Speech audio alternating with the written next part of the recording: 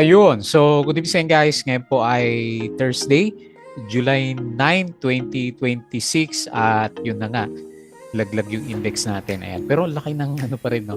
Net foreign buy dito kay ICT. So, sa kanya halos lahat to eh.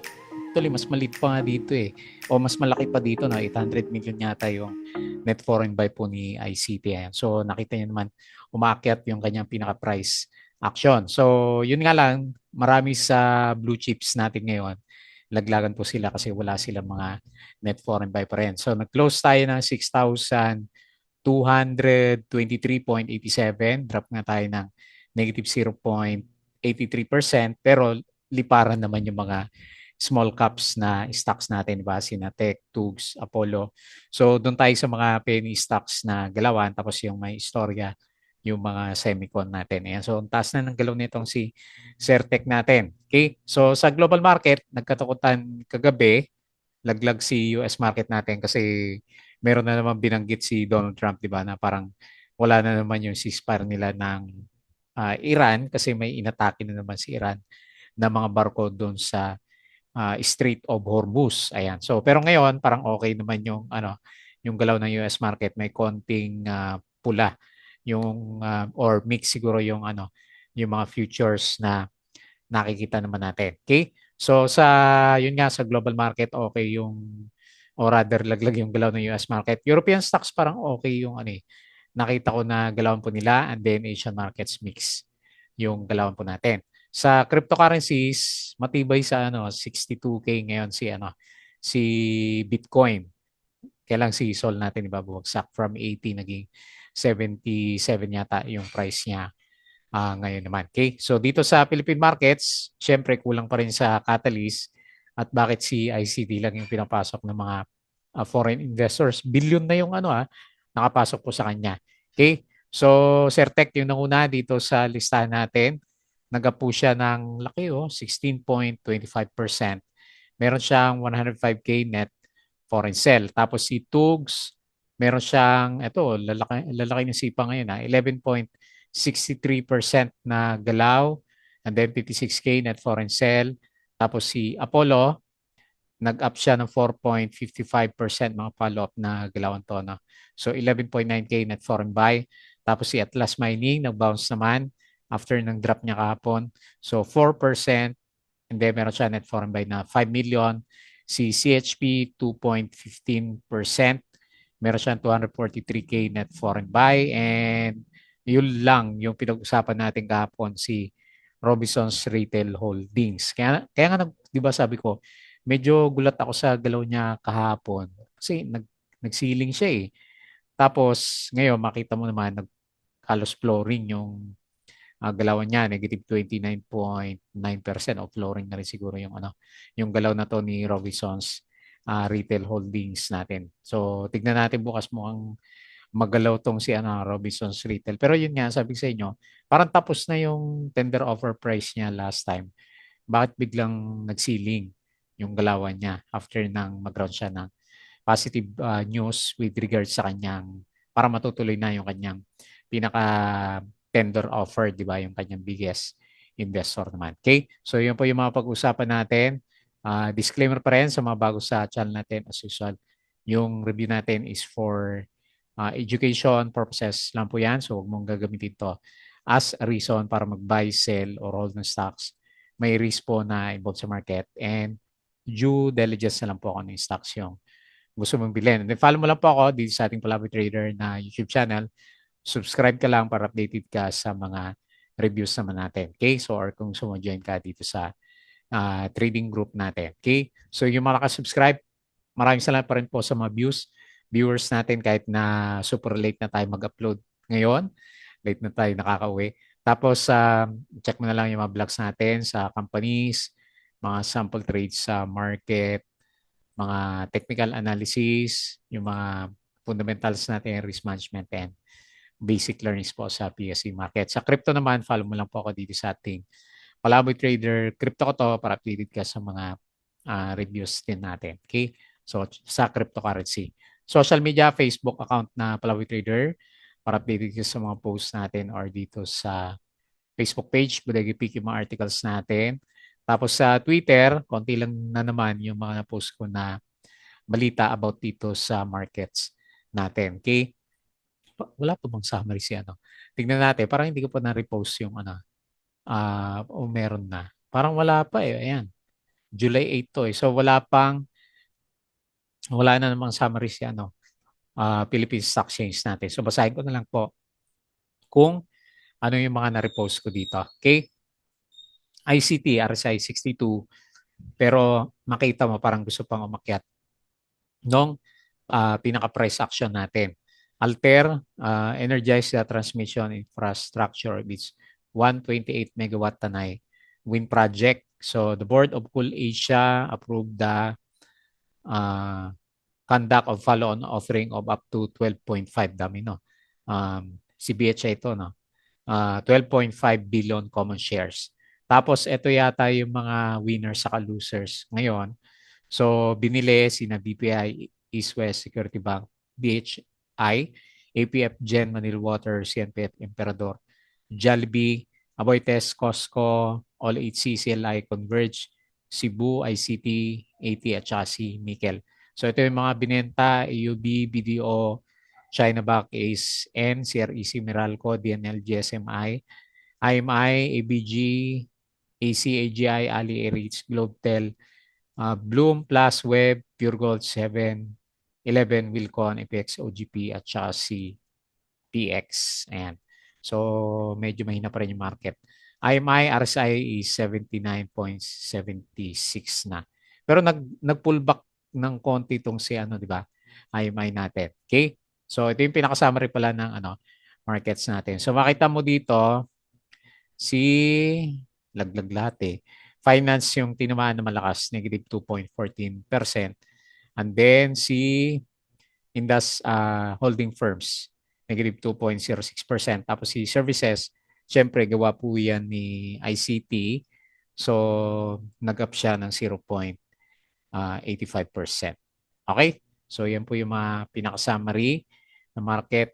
Robinsons Retail has increased its stake in retail to 99.69 through a 11.1 billion tender offer, paving the way of the company's delisting from the Philippine Stock Exchange after 12 years. Ayan. So, magdidelist na siya. Kawawa naman yung market natin. So, ang daming didelist, di ba? So, sabi natin, sina Mary Mart, sino pa yung mga aalis dito sa market natin. Share buyback, SM, SMPH, OPM, ICT, what I stock. Megawide is targeting net income of about 1.2 billion peso. Jollibee ongoing yung kanyang share buyback. Tapos si Megawide is targeting a net income of, ayan pa rin kanina, fresh US-Iran strikes pressure peso. Ayan. So, yan na naman yung ano, pinoproblema natin dito sa market po natin. So, Iran target sites in Bahrain, Kuwait after wave of US strikes. Ang gulo nila, no? Tapos yung closing na US market, nag-drop po sila. Mix pala, no? Pero majority is nag-drop sa dito sa US market natin. Okay? So, Danish firm acquired 40% stake in AC Logistics. Okay, may nag-invest sa kanya, oh. Ayan, tignan natin si AC Logistics. Hindi ba si All AC to? Ayan. So, AC. Ayan. Okay, so yun po yung mga balita dito sa market natin. Patalasas po ulit yung mga gusto sumali sa group natin. Dito lang po kayo mag-check sa Patreon channel po natin. Okay? So, sa PSC market, so medyo andap-andap yung galaw natin. Mahina ulit yung galaw natin. Pero yung range trade natin, nandito pa rin naman siya. Same pa rin. Okay, so nag-close tayo ng 6.2, negative 0.83% and 799 million net foreign buy. Gawa po nga yan ni ICT natin. Okay? So siya yung actually siya yung bumubuhay ng ano ng index natin. Ayan, so okay yung RSI niya. Pero hindi tayo kampante kasi nalalaglag yung mga blue chips naman natin. Okay? So makita mo dito, maraming nag-drop na blue chips. BDO minus 2%, BPI minus 2%, Manila minus 3%, plus minus 1, Jollibee minus 2, Ayala Corporation minus 3.5%, Ali minus 2.5. So halos lahat ng blue chip maliban kay ICT ay lumagapak. Okay? So sa mga winners tayo, so ano ba meron dito kay Tech? Binobomba siya, oh. Laki, laki ng mga kandila niya.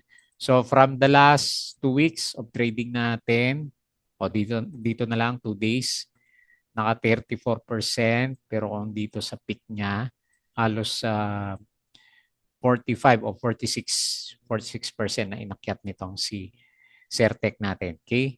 So congrats, 16%. Si Tugs, ayan, mga penny stocks ang galawan ngayon, no? So 11.63%. Yung may volume na lang, ha? All HC. Ayan, hindi ko napansin. Ayan. So baka ito yon si Ayala Land Logistics. Ayan. Check natin ito kasi may volume si... Hindi ko na isama pala to sa listahan ko. Si Apollo yata yung nakita ko. All HC ang may volume pala. Anyway, double check nyo na lang. Okay? So Apollo 4.5%. Atlas Mining 4%. Tapos si next si ICT. Ayan o. Diyan yung ano, 800 million net foreign buy. Ayan. Mukhang bobombay ni si ano. ICT natin, tapos si Megawide 2%. Okay? CHP 2.15%.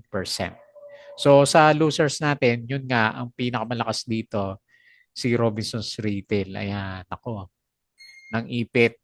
Ayan, tingnan mo, bumalik siya dun sa tender offer price natin last time. Okay? So, ganun talaga. Negative 29.96%. Medyo masakit din yan. No? Tapos si ABS-CBN drop na rin. Pagod na yata to. 7.48%. And lastly, si OGP minus 4.6%. So, humina yung bounce ng mga mining stocks. Okay? So, yan po yung mga galawan sa market. So, tingin tayo dito sa global market naman. So, yung futures mix, S&P futures plus 0.03, Dow futures minus 0.16, tapos si Nasdaq futures plus 0.38%. Okay? So Europe, medyo mix, pero majority maganda. Tapos sa Asia markets, mas marami yung ano, makita mo dito na medyo mapula po yung galawan nila. Okay? So dito naman sa cryptocurrency, so steady lang si Bitcoin sa 62K, tapos Ethereum 1.7K, BNB 569, XRP 1.09, tapos si Sol 77, and Dodge tumbaba pa rin 0.07. Okay? Yan po yung mga galawan sa global markets. Balik tayo dito and pag-usapan natin yung trending stocks. Okay, so unahin po natin si Certec. So mukhang mag-aabang na lang tayo ng mga high flyers ulit, mga small caps. So nag-breakout pa siya doon sa pinag-uusapan natin resistance nung isang araw. And parang gusto nga niyang i-close yung pinag-usapan natin na gap dito sa bandang taas. So, dyan na ba? Okay, so dyan na. Ilagay natin. Malay mo, mabot siya hanggang bukas. No? Friday pa naman. Okay, so yan, pwede nating targetin based dito sa price action naman niya. Sobrang overbought na yung RSI. Nasa 86. Yan. Super bullish si Certec natin. Ano ba earnings natin dito? 66 million. Ba, kumita siya. 20%. Pero annual, negative 6%. Okay. So may punda kahit paano si Certec. Okay, so congrats kung meron ka. Lakas ng sipa. 16.25%. Ito, so mukhang ipipil niya to. At nag-close siya 0.93 pesos. Okay po. So catalyst, wala tayong makita na catalyst sa kanila. Next, si Tugs. Penny stocks yun. Yun yung pinaka-common sa mga galawan natin. Breakout din si Tugs. Tingnan mo nga naman. Oh. Buti pa itong mga to. No? Kahit 2022 ka pa naipit dito. So makakabalik yung puhunan mo sa kanila. Ayan. Binubuhay na naman yung mga penny stocks. So meron tayong malapit na resistance dito sa piso. Based sa galawan niya tsaka volume. Parang gusto rin mag-breakout niya ni Tugs. Okay, hopefully hindi siya mauntog bukas. So maganda yung galaw niya, yung RSI niya, bullish. Ilang araw na rin palang gumagalaw to. Yan, di lang natin napapansin kasi nag-conso ng medyo matagal, no? Isang buwan.